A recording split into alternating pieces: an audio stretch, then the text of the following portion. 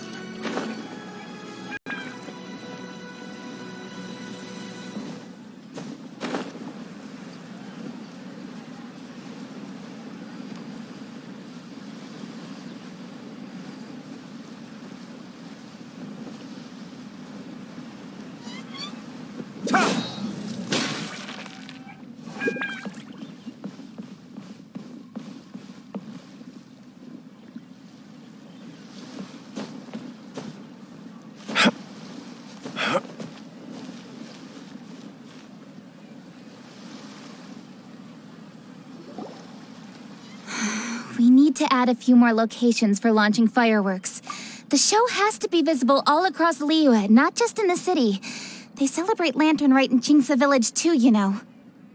But, Lady Keqing, what about our budget? The budget is exactly what it's meant to be. It's the necessary amount of funds to properly carry out a task. If you think the current budget will not suffice, then we'll simply have to apply for more funding from the Ministry of Civil Affairs and wait for their approval. Our aim is to organize a memorable Lantern Rite. The budget is there just to facilitate planning. We mustn't lose sight of our goal. Yes, Lady Keqing. I understand. Good. And please remember, safety first. Oh, it's Ningguang and the Traveler. Good to see you. Are you here for the lantern rite? Your timing couldn't be any better. The preparations are almost complete. I'm reviewing the positioning of the fireworks and double-checking the relevant facilities. It's all in a day's work. Forgive my directness, but if I'm not mistaken, you could just as easily leave these tasks to your subordinates. You've already been working around the clock these past few days. I am sure a break would not be amiss. No, it's fine. Really, I can handle it. Pengyi, please redraft our plans, make a summary report, and send it to the Ministry of Civil Affairs. I'm going into town to check the progress of the fireworks setup. I'll return shortly. As for you, Traveler, you're our esteemed guest. Please take the opportunity to stay in Liyue Harbor and enjoy the festivities. Pengyi, is everything clear? Please remember the tasks I've given you. Yes, Lady Keqing. Don't worry. Good. Ningguang, Traveler, goodbye for now.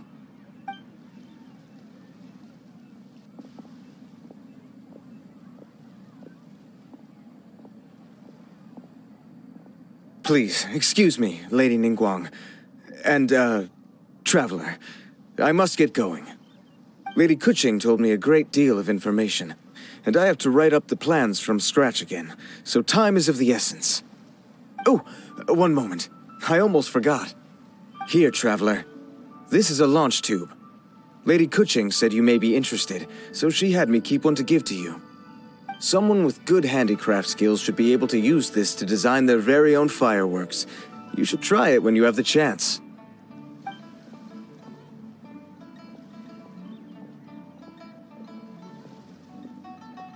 Whew. Paimon couldn't get a single word in just now. Well, more like Paimon didn't dare open her mouth while they were talking, but still. Did you notice it too? Lady Keqing is a lot more outspoken than she used to be. And she seems a whole lot busier too. Wonder why? Ever since the Adepti left Liyue Harbor in the hands of mortals, we Keqing have taken up the responsibility of leading the people. We have taken charge of many vital tasks in various sectors, and we are responsible for planning and organizing all sorts of affairs. That said, being in charge of everything inevitably takes its toll. It's exhausting at times. Jiangzhou was responsible for planning the lantern rite in former years, but her father is getting quite old now, so she transferred to another department this year. In the end, the lantern rite planning was left to Keqing and myself. I am the head organizer, while Keqing is responsible for the highly anticipated fireworks show. Such an important event should be entrusted to the most qualified candidate. Keqing is disciplined, yet passionate about her work, so she's naturally the best fit for the job. She's definitely disciplined. No doubt about that. Absolutely. She is strict with both herself and others, to the point that she can even become overly involved at times. She's worked several days without a break now. I'm concerned about the effects it may have in the long run. Finding balance is an essential concept in Liyue culture. I've tried talking to her, but you know how she is. She uses her wit to talk circles around anyone. Traveler, you are quite close to Keqing. Why don't you try talking to her? Maybe she'd listen to someone as experienced as you. Thank you, Traveler. I am glad you were able to help. Keqing can be a tough nut to crack sometimes. I still have other business to attend to at the Jade Chamber. I'll leave Keqing in your capable hands.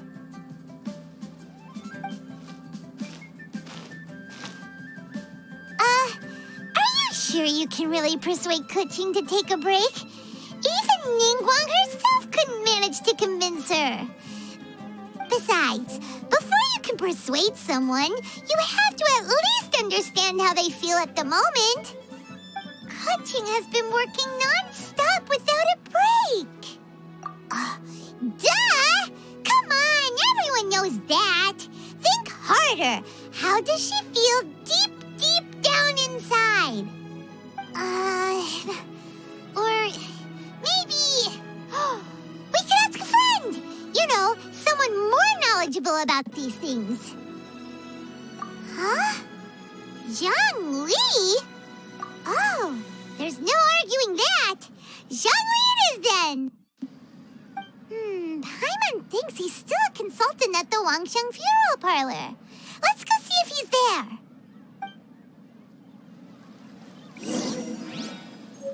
A copy of each invoice is sent to the Ministry of Civil Affairs.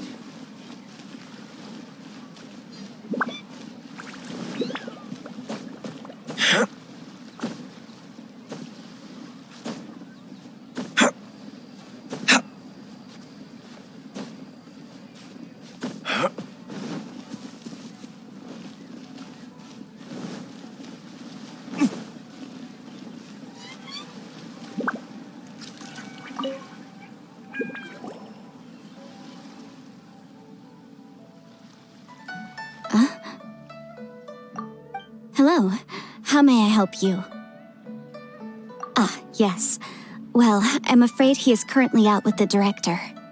Out with the director? Oh, you mean for work? The director said that they were going for a walk. If you'd prefer, you could go look for them at Third Round Knockout. I've heard the director often goes there to do, promotion.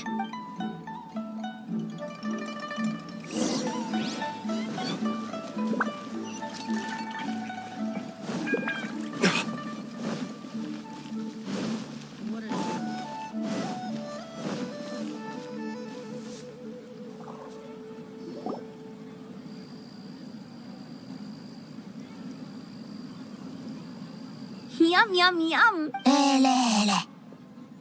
Hats off to you, Xiangling. Serving the grilled fish with a dipping sauce is quite an innovative approach. The flavor is just to die for. That's my signature dipping sauce. I knew it would taste great. Tempered Jueyun chili powder mixed with garlic paste and chopped scallions, then seasoned with salt, vinegar, and soy sauce, before finally sizzling in hot oil. This recipe may seem a bit crude, but is entirely hinged on the precise balancing of flavors and seasonings by the chef. Everything must be balanced just right. It is the consummate mastery of this balance that turns a humble dish into an exquisite one. Oh, that's quite the compliment, don't you think? I'm flattered. Thank you, Mr. Zhongli. And I thought I have a way with words. But you certainly take the prize, Mr. Zhongli. You are too kind, Director. Your eloquence is... infamous in Liyue Harbor. Oh, what's that? Oh, would you like to order something, Guoba? Oh, please, by all means, it's my treat. I'll just open a tab under Xiangling. Hey, are you guys talking about tasty food again? Oh, it's the Traveler in Paimon. What brings you to this side of town? Hold on, let me take a wild guess. Yes. Oh, you must be here for the lantern rite. Isn't that pretty obvious? Anybody could have guessed that. Yeah, come on, can't you take a joke? You came at the perfect time. I was just letting everyone try my latest dish. The owner of Third Round Knockout says it's, well, a real knockout. Mr. Zhongli and Hu Tao seem to like it too, but I think it never hurts to let more people do a taste test. How about it, you two? Would you like to have a taste? Huh. Don't have to ask Paimon twice, or once even. Huh? You mean we're not gonna try any? Aw, fine. Let's get down to business. We meet again, traveler. I trust your journey is going well?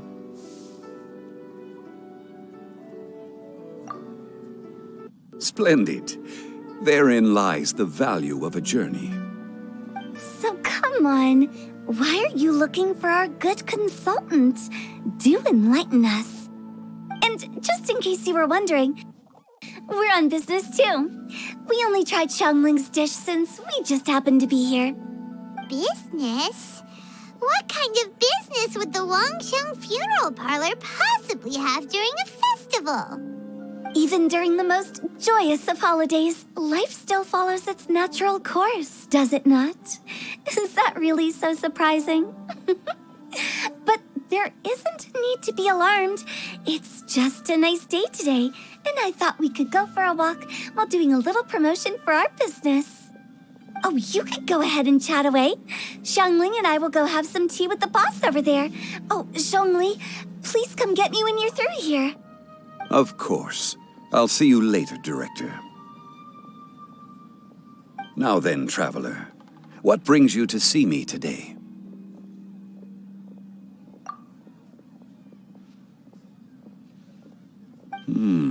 Yes. The Yuheng is honest, intelligent, and most diligent. She is capable of shouldering responsibilities that few others could. But everything has a balance, and one's health must certainly weigh in. Yeah, everyone knows you're super knowledgeable.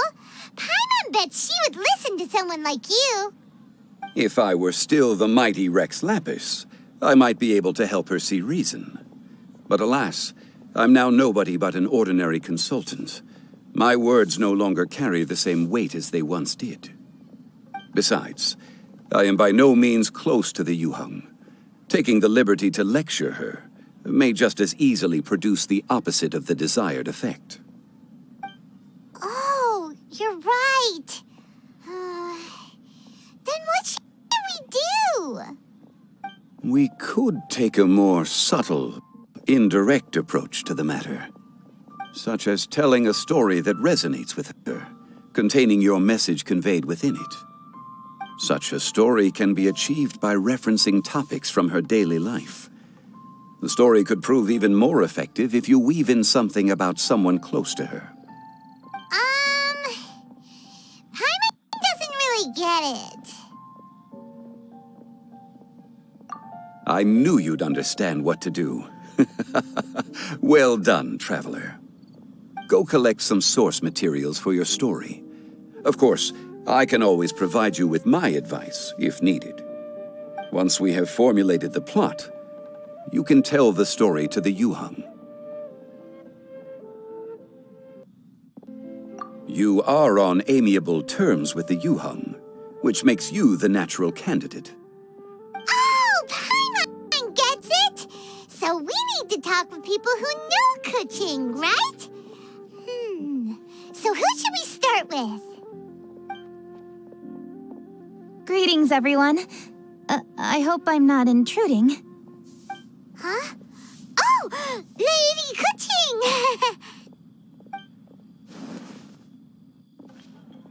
Mr. Zhongli, I didn't expect to see you here. Thank you for all your assistance during the rite of parting.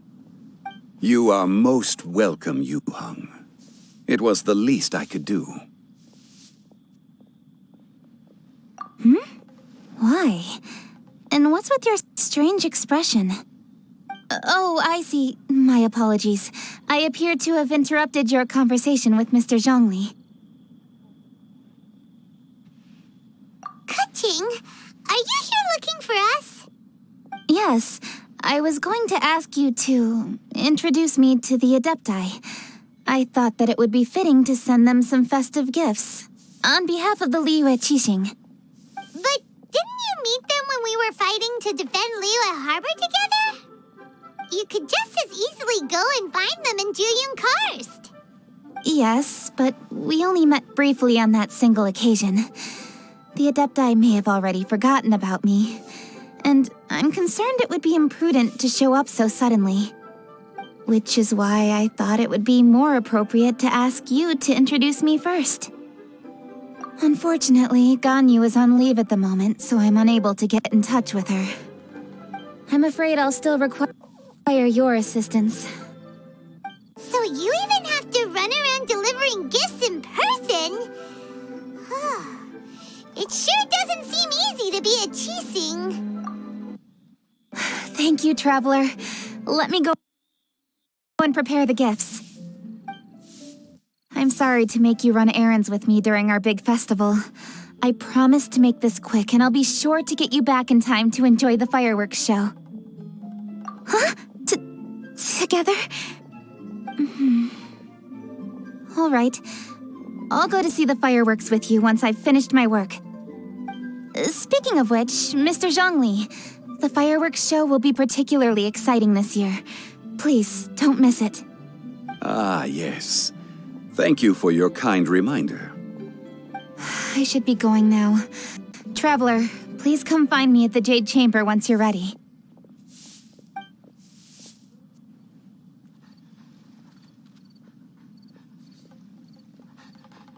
And there she goes. That's the Yuheng. Efficient and reliable as ever. You're really reliable too, Zhongli.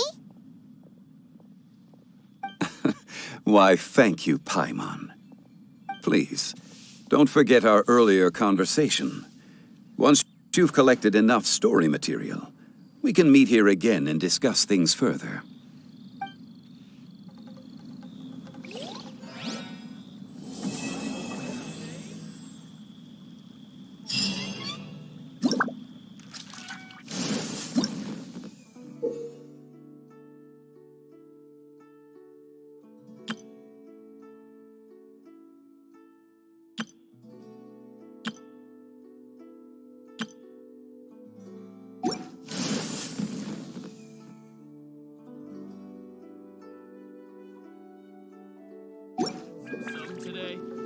You should really bring the Knights of